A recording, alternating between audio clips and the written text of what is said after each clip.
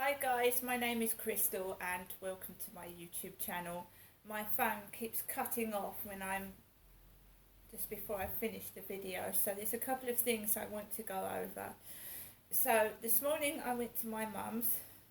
I stayed around there from about 11:30ish, well 11:45, till about just after 2 o'clock. I wanted to get home because you get the rush hour traffic and I didn't want to get caught up in it when a taxi costs about £10 from Rochester railway station up to the upper part of Luton Road, and when you get caught in rush hour you can spend up to £30 just waiting in traffic, and I didn't want that to happen. So you know, when it's a school week, a normal school week, if you leave at 3 o'clock, you're fucked in the traffic. And if it's an ordinary car, it's not so bad.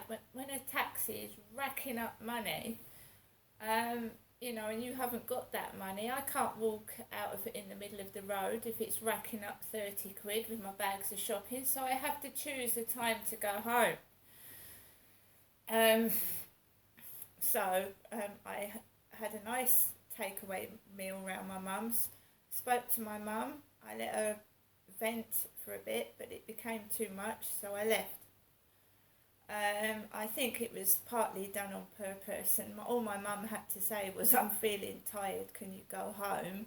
But when someone starts getting hold of a bag and putting all your stuff in it in front of you, so what my mum did basically was she went, "I'll go and get some bags for you, Ginestra."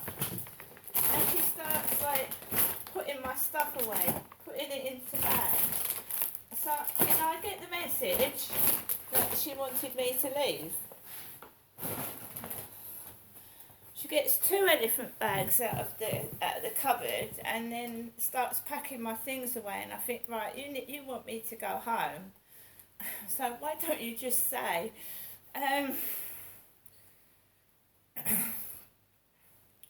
my mum gave me a lot of things which I'm grateful for, which will help me.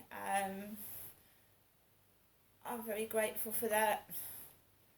So this elderly driver, who was very, very thin, very, very old, put my bags in the back of the taxi, and he got in the car, and my mum was her effervescent self.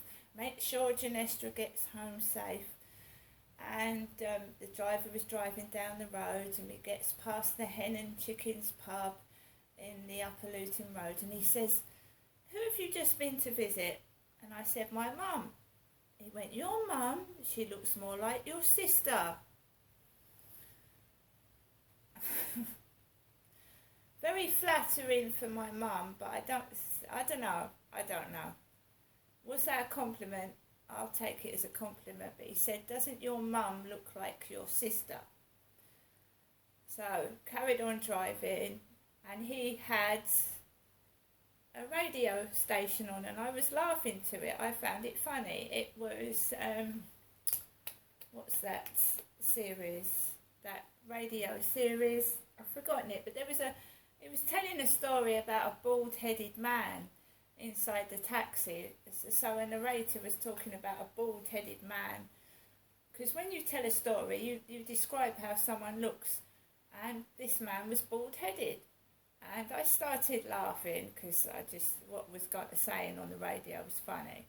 So the driver, look, I was happy. So the driver turns over the radio station when I was avidly listening to it and enjoying it. He turns it over, and up comes Rishi Sunak on the radio talking about himself. Rishi Sunak, and Rishi Sunak is a prime minister, an Asian prime minister, and this elderly Asian grey-haired old man is driving the taxi. And he's a very nice old man. He's chatty and he's helped me with my bags. But I was listening to that station, and isn't that annoying when you just get into something and someone turns it over? So he drives me. He says, "Oh, Corey's Road, where's that? Is that behind the railway station?" "Yes, it is." Oh, okay, I'm glad you know where it is.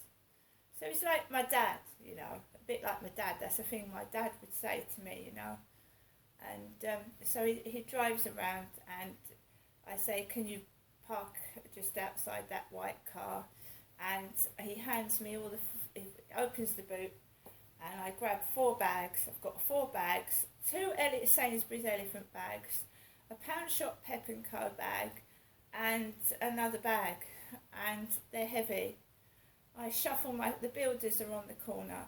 I shuffle into the flat, shuffle to my mailbox, nothing in it. Shuffle through to the lift, get in the lift with all the bags.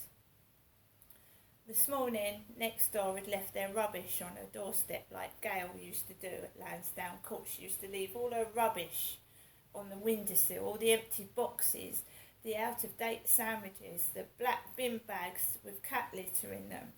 And she does that next door to me. So when I went out this morning, there was a pile of rubbish as I was walking to the lift, a pile of junk. So I came up the stairs and out the lift, and the rubbish was gone. And I walked into my flat, and like I said, I plonked the bags down, and I've got to take the dog for a walk. So I took the dog for a walk round the back. It started spitting with rain. And on and off, the builders have been working. At 4:30 they departed. They went. You see, when people try to annoy you and it doesn't work, they get fed up and piss off and do something else. It takes a while for it to sink in, but they get fed up and they piss off. Because, you know, they've been trying for several weeks. I think the worst thing for me was having kids on the ceiling for 3 days over New Year, and to just sit there while it sounded like the ceiling was being attacked with a hammer. And it did sound like that, and I'd had a shitty Christmas. No one spent Christmas with me. I had no Christmas cards. My mum had tried her best with presents, and I got over that. And then New Year, the electric gets cut off, and no one's spending New Year with me. And it sounds like they are hammering the ceiling down, or kicking it. I don't know what was going on. And you don't want to spoil other people's New Year because yours is a pile of crap. So I'm sat on that blue sofa over there, fiddling around with TV channels, putting music on and off. And sometimes, you know, when it seems like it's really deliberate and they haven't banged enough, just as you're going to fall asleep and nod off with fucking boredom, wallop! Makes you jump out of your skin. And you still don't react. And of course I got a fucking migraine the other day, and I'm not surprised because stress that you hold in is bad for you. If you can't vent it, if you can't go to a gym and jump and exercise it off, you're going to keep it all in. And of course I get headaches, and I had a massive migraine the other day.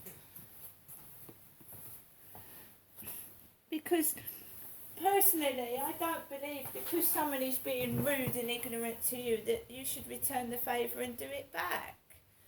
And it was New Year, so you have to let people have their fun. And I don't, me and my ex-husband lived in a flat years ago. And, the couple next door used to have arguments. He threw the remote control out the window and it smashed all over the back of the garden. And the old man upstairs was belting the wall with the stick. Shut the fuck up! So it looks funny. But these properties are not soundproof and you can hear everything. And when it comes to personal behaviour that should be private, it's quite embarrassing.